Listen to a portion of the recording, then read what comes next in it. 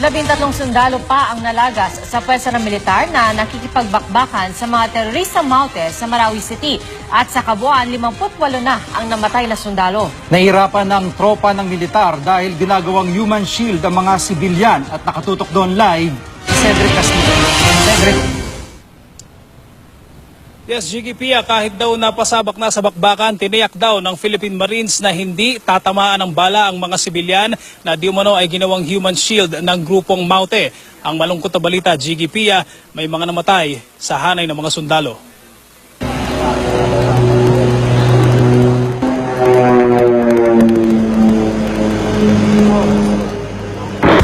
Sa lumipas na 24 oras na bumuhos ang puwersa ng militar sa Marawi City, marami raw miyembro ng Maute Group ang napatay. Pero 13 ang patay sa hanay ng mga sundalo, habang 4 na po ang sugatan. Sa kabuuan, 58 sundalo at pulis na ang patay mula nang magsimula ang bakbakan dito sa Marawi. We are saddened with the result that we have fatalities in the government side. We have incurred 13 killed in action, and we are still awaiting for the reports pertaining to the wounded in actions. Hindi raw bababa sa 30 terorista ang nakaengkwentro ng militar sa loob ng sentro ng lungsod. Where there is an intense firefight, the terrorists have optimized the presence of human shields and optimized the presence of the mosque. Kabilang sa mga napatay, si First Lieutenant Frederick Savellano, commander ng Marine Company na nakarecover sa halos 80 million pesos na cash at cheque mula sa hinihinalang sniper house ng Maute Group. Paghupa ng airstrike bago lumubog ang araw kahapon, siya namang sabak sa dilim ng mga sibilyang ito para makalayo sa mga bombang bumabagsak. Napilitan silang tawirin ang Agus River. Lahat kami gustong lalangin na raw kasi napagod na 18 days eh. Pagod na sa katatago. Paano nyo nakikita yung direction kung madilim? Hindi naman as in madilim kasi may buwan eh. Makita rin namin yung mga puno-puno eh. Akala ko napatay na kami. Tumanggi namang magbigay ng kwento ang militar kaugnay sa namataang P-3 Orion spy plane ng Amerika na nakuna ng GMA News kahapon. Pero kinumpirma ng AFP na merong US Special Forces na tumutulong sa mga sundalo sa Marawi. Gayunman, wala raw specific na nirequest ang pamahalaan na tulong mula sa Amerika. No, they're not fighting. They're just providing technical support.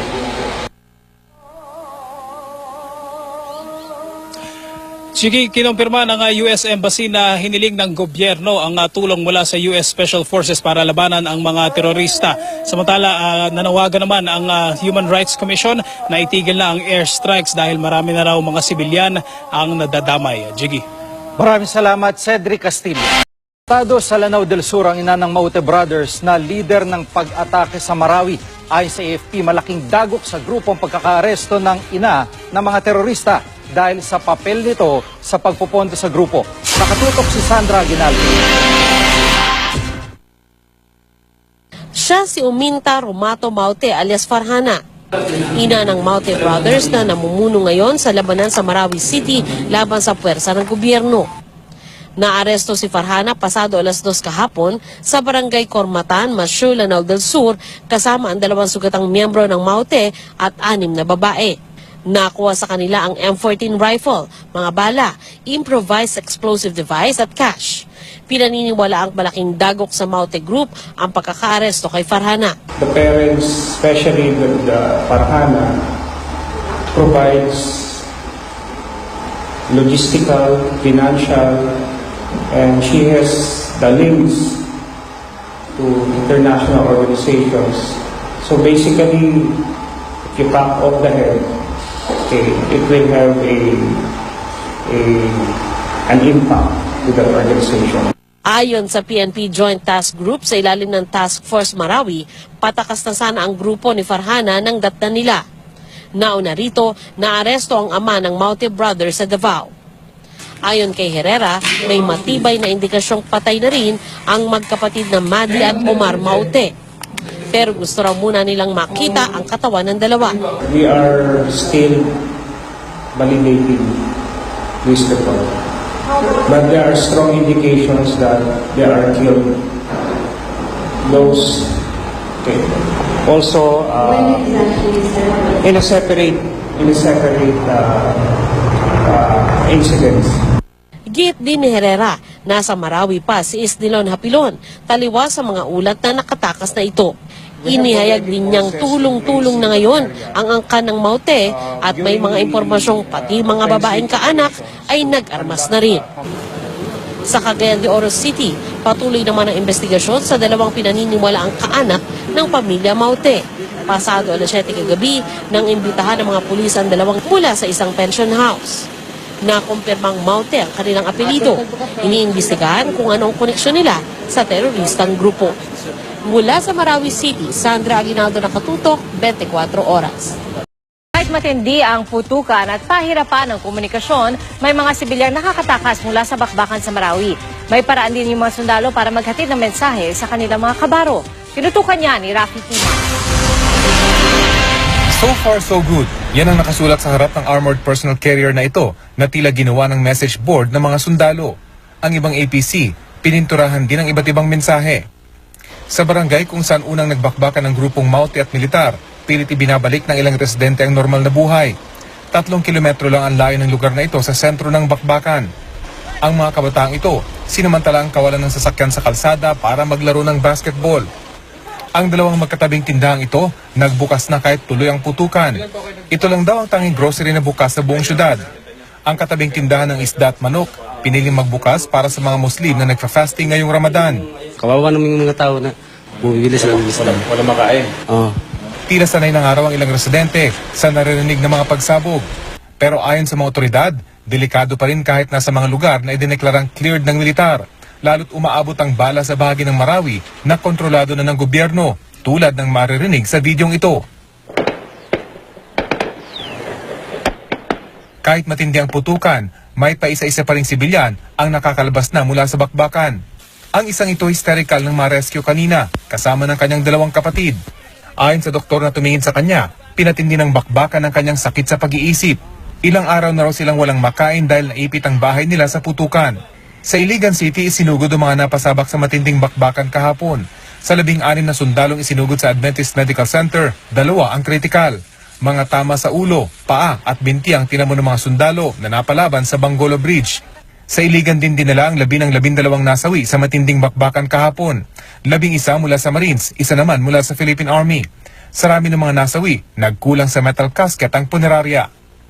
Mula sa Marawi City, Rafi Tima, nakatutok, 24 oras. Sunod-sunod muli ang naging opensiba ng mga sundalo sa mga kuta ng terorista ngayong araw. Pero tumanggi ang militar na kumpirmahin ang balita na patay na ang isa sa mga leader ng Maute Group na si Omar Maute. Uma-action live si KM Son. Kay?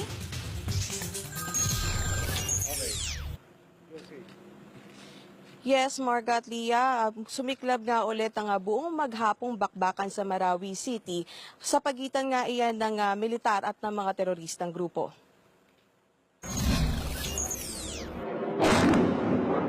Kaliwat kanan ng airstrike na inilunsad ng militar dito sa Marawi City. Ramdam ang matinding tensyon sa mga ambulansyang walang patid ang pagkuha sa mga sugatan at nasasawing sundalo. Simula pa kasi kagabi, sinabay-sabay na ng mga sundalo ang paglusob sa mga pinagkukutaan ng mga terorista. Our soldiers, our military forces continue to gain more foothold into the inner areas of the city. Enemy resistance dwindling by the day, clearing areas by sector progressing positively. Kwento ng isang tropa na kagagaling lang sa frontline na susukol na raw mga kalaban kaya't naghahanap na ng lulusutan ng mga ito. Pero di raw madali ang laban dahil sa madiskarte rin ng mga terorista at magaling pumili ng pwesto. Sa drone video nga na ito, makikita ang mga kalaban na pumapasok ng bahay para pumoste at abangan ng mga sundalo. Yung mga dingding ng bahay, binubutas nila. So yung from one building to another building, nakakalusot sila. So yun yung ginagamit nila na pagmamaneuver. Nauna nang napabalitang wala na sa Marawi ang leader ng Abu Sayyaf na si Isnilon Hapilon. Pero ayon sa source ng News 5, bumalik siya sa syudad kasama ang 70 pang foreign fighters. Bawat isa sa kanila ay armado ng matataas na kalibre ng baril. Kasama rin daw nakikipaglaban sa loob ang anak ni Hapilon na si Abdullah at leader ng Maute Group na si Abdullah Maute. 4 hanggang 5 tao raw ang hatian ng mga terorista kada grupo. 2 rito ang nag-ooperate ng caliber 50, habang M16 rifle naman ang hawak ng iba. Sabay-sabay rin daw na nagpapaputok para di matukoy ng tropa ang lokasyon nila. Pero kasabay niyan, pumutok rin ang balita na patay na ang isa pang leader ng Maute Group na si Omar Kayam Maute. I cannot answer that. If that is a report, we need to validate it. Kasabay ng patuloy na opensiba ng militar, patay ang 15 taong gulang na kinilalang si Abdillah Masid matapos tamaan ng bala ng sniper sa ulo habang sumasamba sa moske ang biktima kaninang alas 12 ng tanghali. Sa mga terorista. Kung leader siya kanila, hindi ito mangyayari sa kapatid ko.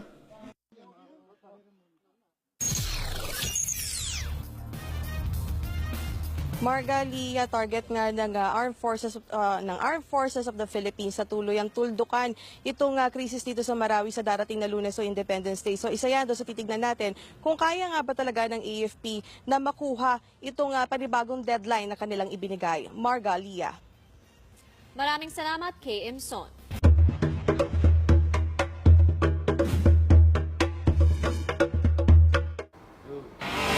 Welcome to the newsroom on CNN Philippines. In the news, authorities arrest the mother of Maute brothers Omar and Abdullah, who are behind the terrorist attack on Marawi City. This comes days after the arrest of her husband in Davao City. The PNP orders the immediate relief of security on duty at Resorts World Manila when the deadly attack happened on June 2. And this week, CNN hero, a man from Detroit, taps his entire life savings opening a program for troubled youth and help turn their lives around.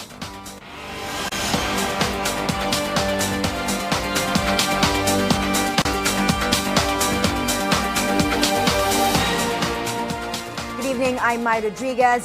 Thanks for joining us.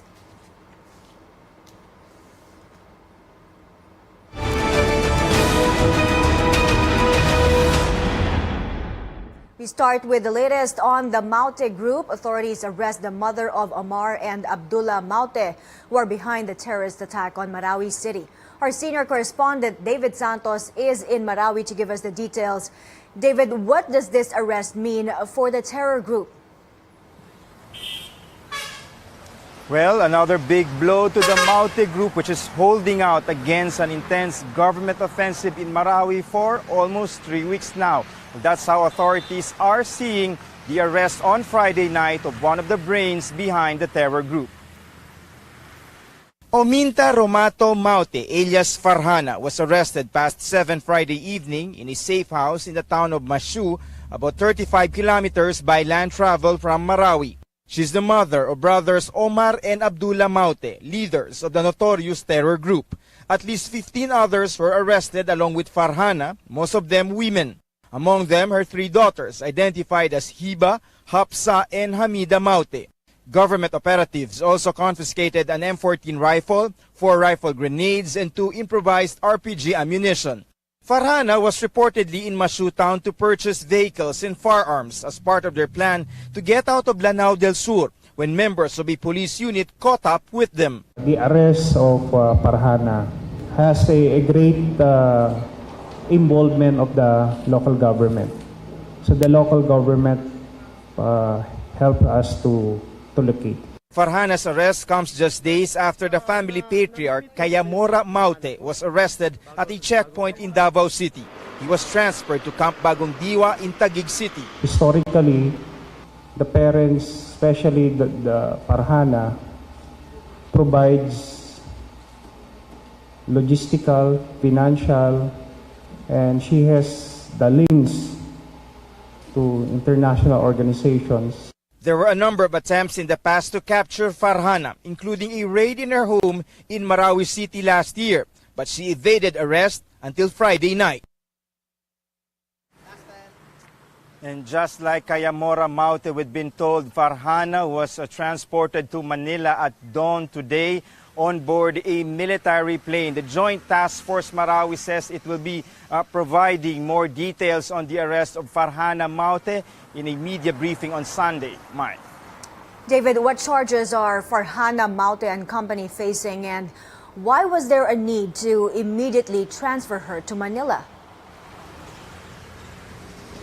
Well, both Kayamora and Farhana Maute are part of a long list of suspected terrorists the Defense Department once arrested under its martial law powers. Now, these are about 300 people linked to terror activities and are largely blamed for the crisis in Marawi. Now, the arrest order to have been issued so far cover the Mautes, the Abu Sayyaf group, the Bangsamoro Islamic Freedom Fighters, among many others. Now, President Duterte, during a visit to a military camp in Tacurong City earlier this week, revealed there was an attempt for Farhana Maute to speak to him, but the president turned it down since he felt strongly against the atrocities of the Mautes, particularly over the deaths of soldiers, policemen, as well as civilians in Marawi. Now, the security situation in Marawi remains very unstable, having Farhana Maute and the rest of her family detained in a government facility in Marawi could only further complicate the situation in the city. The Mautes have twice attacked the Marawi City Jail,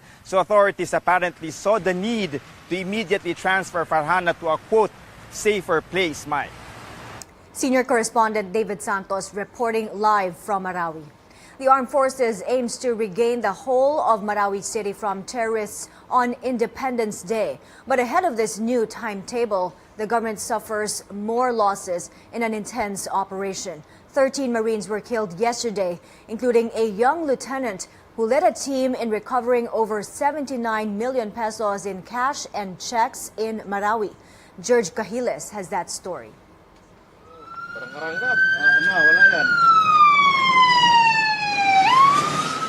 Emergency military vehicles rushing in and out of Camp Pranao in Marawi in what could have been the most intense firefight at the city center. 13 Marines were killed while 40 were wounded after almost a whole day of clashes. A young lieutenant sent off from Villamor Air Base on June 1. He's coming home, but it will be the saddest of all homecomings. Among those killed, First Lieutenant Frederick Savellano. He was the Marine team leader when troops recovered 52 million pesos in cash and 27 million pesos worth of checks in a house previously occupied by Maute fighters. They have in place several IEDs, several B-40s and RPGs. So that was the intense firefight that transpired yesterday. Kailangan nating mag-reassess, kailangan nating pag-aralan uli yung move natin, yung actions natin towards these critical elements doon sa battlefield. These two Marine officers were in the front lines. They asked to withhold their identities for security. They say terrorists are heavily armed and strategically positioned at the city center. Nagbubutas na sila ng semento, tapos din nila abangan yung tropa. Tapos occupied nila mga siyempre matataas na building. Hindi mo rin sila pwedeng lapitan kasi taas sila. Tapos try mong buksan yung pinto, hindi rin mabuksan. They lost some of their men during encounters, mostly from sniper fire and rocket-propelled grenade blasts. They say terrorists are using mosques as fighting positions and civilians as human shields. Delikado talaga kasi very accurate yung mga snipers, rifles nila. So kahit ganun pa man, kahit malakas yung resistance nila, hindi yun yung nagadlang sa atin para matakot tayo doon. So actually mas motivated tayo. Despite losing some men, the military claims the terrorists suffered heavily. The offensive is relentless, regaining enemy possessions one step at a time, towards liberating the war-torn city. From Marawi City, George Cahiles, CNN Philippines.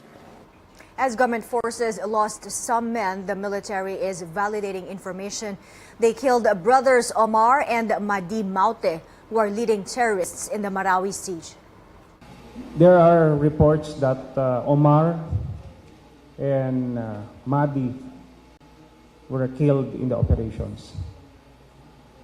we are still validating this report.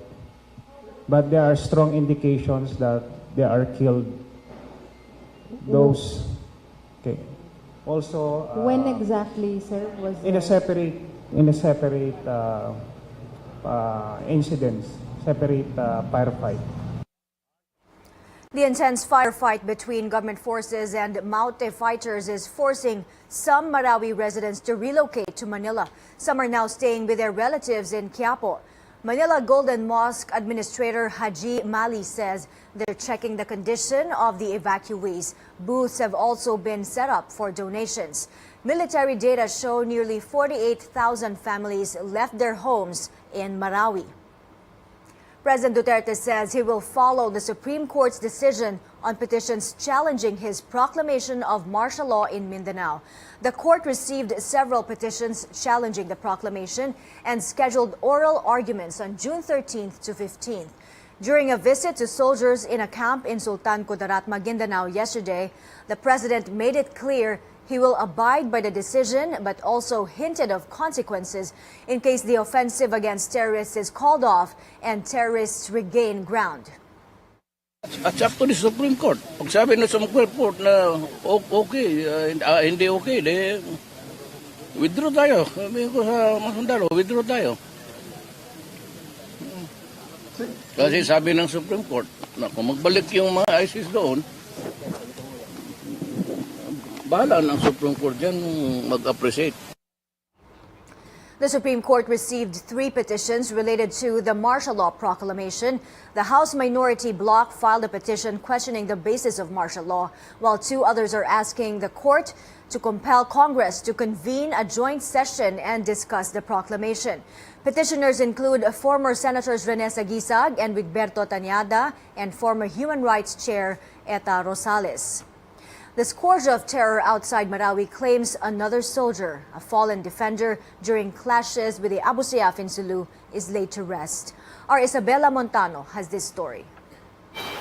A gloomy, rainy day at the libingan ng mga bayani, where another fallen soldier is given honorary funeral rites for his bravery.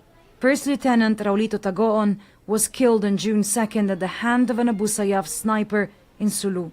His wife Mary Joy is distraught. She is now alone, tending to 6 children, and she is also pregnant with Tagoon's 7th child.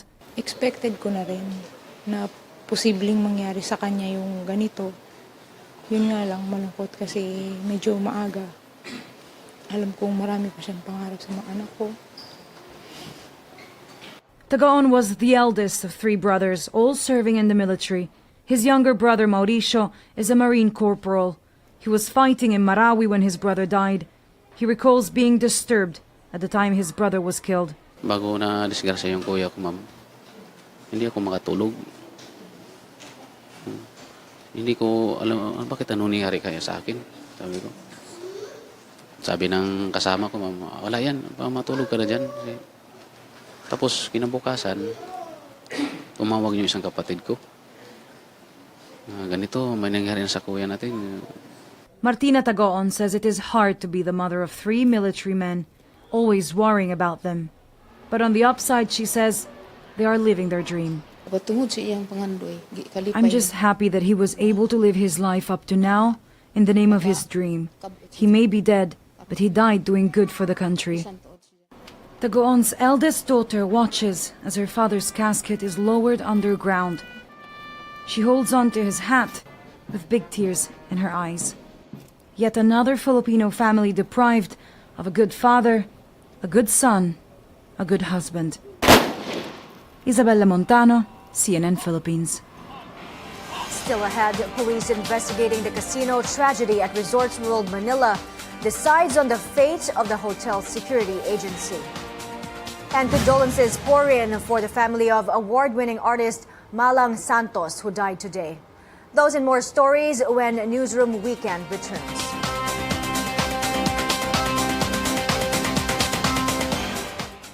Good evening to our viewers on FB Live.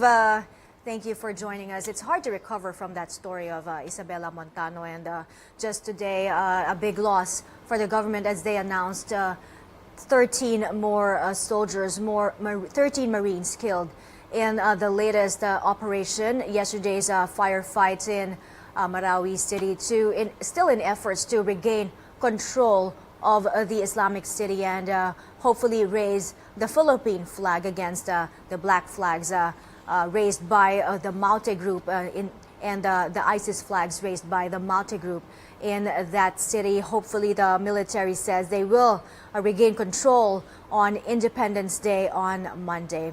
Still ahead, more stories. But before that, we'd like to say hi to our viewers from all over our kababayans in South Korea, Saudi Arabia, Kuwait, Hong Kong, Singapore, Texas, Jobert Las Piñas, Estanislao, watching us from Bahrain, Escherson Kaliwan from Dubai, Ceciline Elixes from Taiwan, and Fatima Sandron, also watching us from India, Yurilin Plana Corrales, joining us now from Japan, and Len Mabutol Miranda from the United Arab Emirates. Good evening to you guys. Thank you for joining us on Facebook Live. We'd like to hear more from you and send in your comments and thoughts on our stories today, and also tell us where you're watching from. More stories coming up. This week's CNN Hero, an interesting story, really churning the lives of troubled youth in Detroit. Stay tuned for that story of our CNN Hero this week.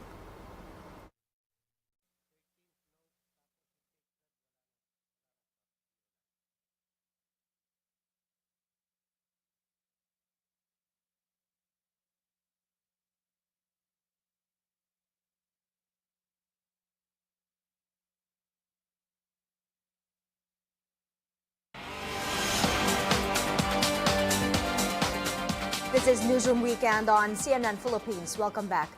The police orders Resorts World Manila to relieve all guards on duty during the attack at the casino. They are from the hotel's hired security group, NC Lanting Security, at the entrance and exit of Maxim's Hotel and Newport Mall. This after the police unit supervising private security and investigation agencies looked into the casino tragedy that led to the death of 37 guests and employees and the gunman Jesse Carlos, who killed himself. There were a number of lapses on the part of the security agency. The police investigation showed only one unarmed female guard manned the second-level parking entrance where the attacker entered. The lady guard was also not wearing a proper uniform and thus is prohibited from carrying a firearm. So for the security agencies, so with that we will just find out yung administrative sanction nila, yung payment of fines, or will it lead to the cancellation of their LTO? And we will come up with the resolution. We are just awaiting lahat ng kanila mga affidavit. So definitely, yun ang mga doon, yung sabi nga, the resort will really face lawsuit kasi sila na nga eh. So if they follow yung security requirements namin sa PMP, so one way or another, we could prevent this. Heads up, motorists, new implementing rules of the Anti-Distracted Driving Act are out. Here's what you need to know. Cell phones may be used for navigation while driving as long as these are placed 4 inches from the edge of the dashboard. Texting, calling, playing games, watching videos, and surfing the net are banned. If you need to type your destination on navigation apps, you must pull over. The Land Transportation Office also clarifies dash cams are not covered by the law, only communication gadgets. The Anti-Distracted Driving Act takes effect 15 days after its publication in major newspapers. Now that the rainy season has kicked in, road safety gets top priority. And the country's longest-running motorist assistance program is again at work for motorists this long weekend. Rex Remito tells us more. Law student Ronaldo Shoco and his schoolmates are spending their extended weekend in Pampanga. They want to make the best on their last road trip before hitting the brakes with the onset of rains. This time, he's making sure past troubles with his car won't happen again. Yeah, I was bringing my old car and it stopped in the middle of EDSA, so I know the hassle it brings. That's why he dropped by at the Petron Lakbay Alalay station along the North Luzon Expressway. He had his car check, the aircon, engine, oil, and other parts. It's very important, especially if you're riding with someone else, like your friends, because technically you'll be responsible for their lives. So I think you have to check the wheels, your engine is very well tuned, and you have your brakes. So it's very important.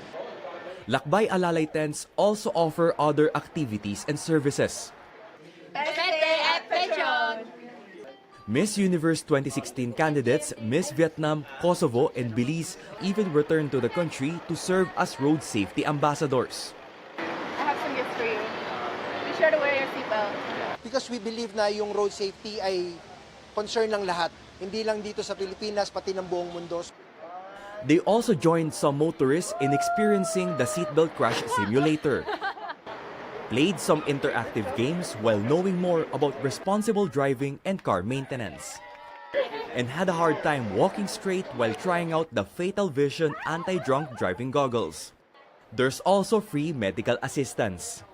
Kung meron po kayong mga kailangan, mag-drop by lang po sila rito sa aming Petron Station para po matulungan po namin kayo at maibigay po namin sa inyo yung mga kailangan yung serbisyo.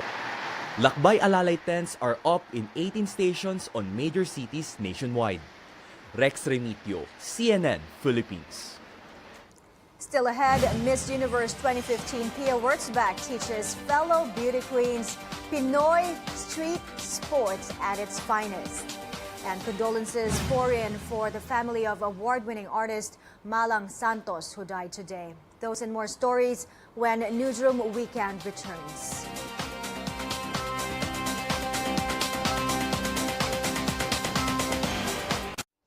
Platform to give back to the people.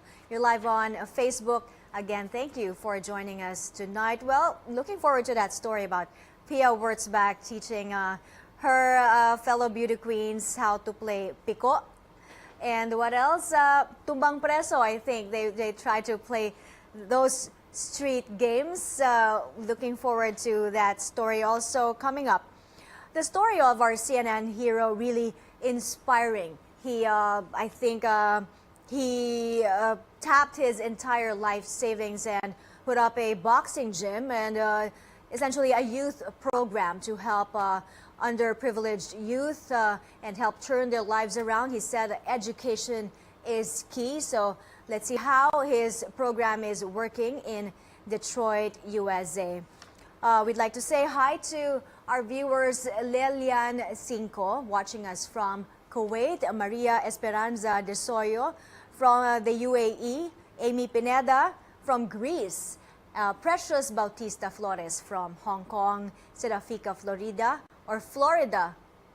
or are you watching us from Florida? In any case, good evening to you, and or South Korea, sorry. And Lilibeth Liguden watching us from Singapore, Leonardo Zambrano in Texas, USA, and Lynn Razonable from Qatar. Thank you for watching us live on Facebook right now, and I hope you still tune in. We have 3-4 more stories coming up. Also, the latest on the NBA. I'm sure you know the Cavs are still alive. They stick around to fight another day. I think Game 2 is on Tuesday for the much-awaited Game 5.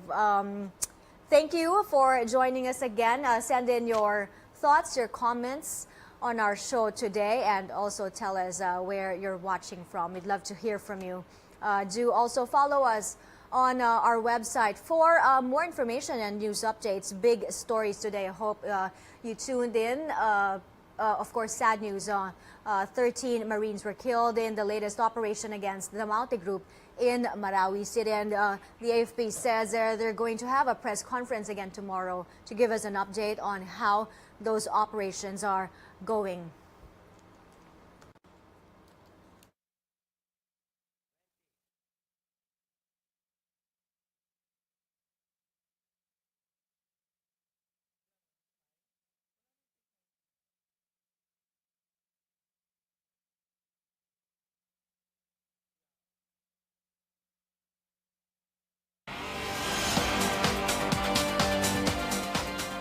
The newsroom's back with more stories. Award-winning Filipino artist Mauro Malang Santos has died. He was 89 years old.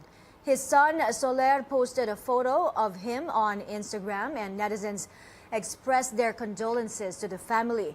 Malang received several recognitions, among them Artist of the Year by the Society of Philippine Illustrators and Cartoonists.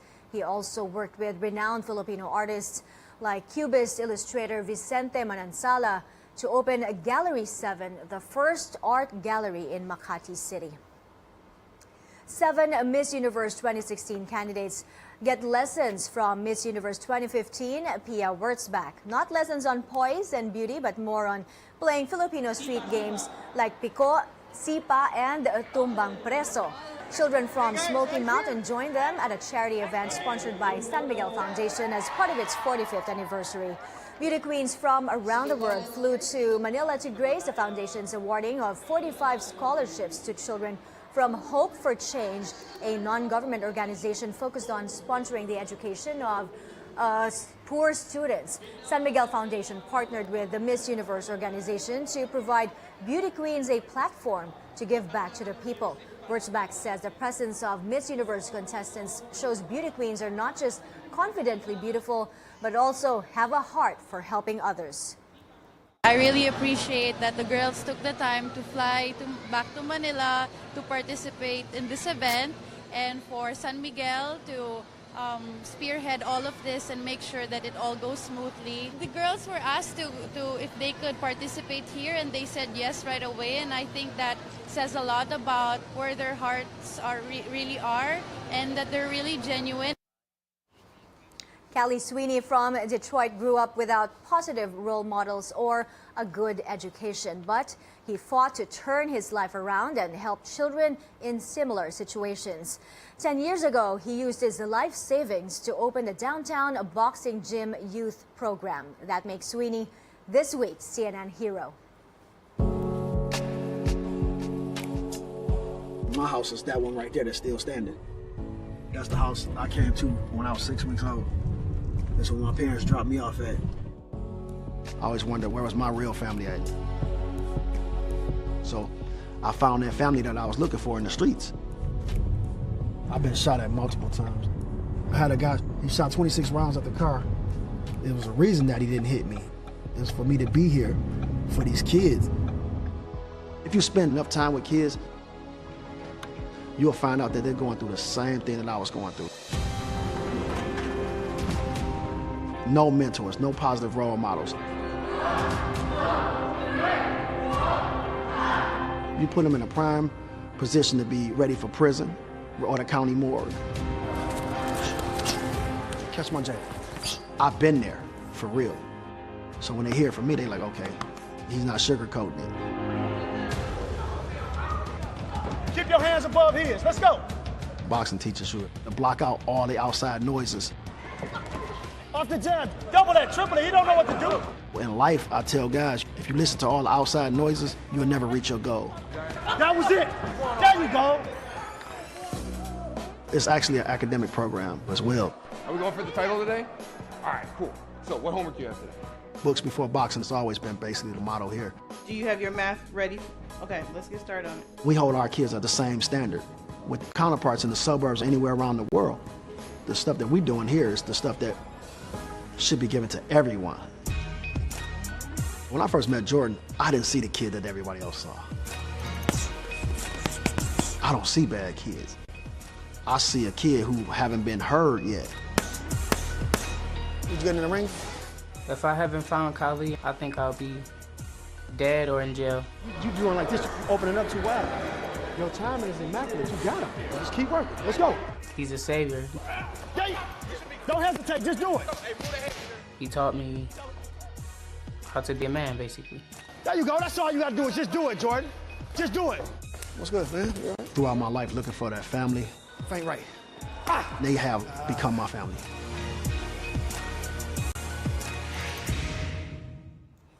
Books before boxing. That's what's happening in the newsroom this Saturday, June 10th. I'm Mai Rodriguez. Stay with CNN Philippines, where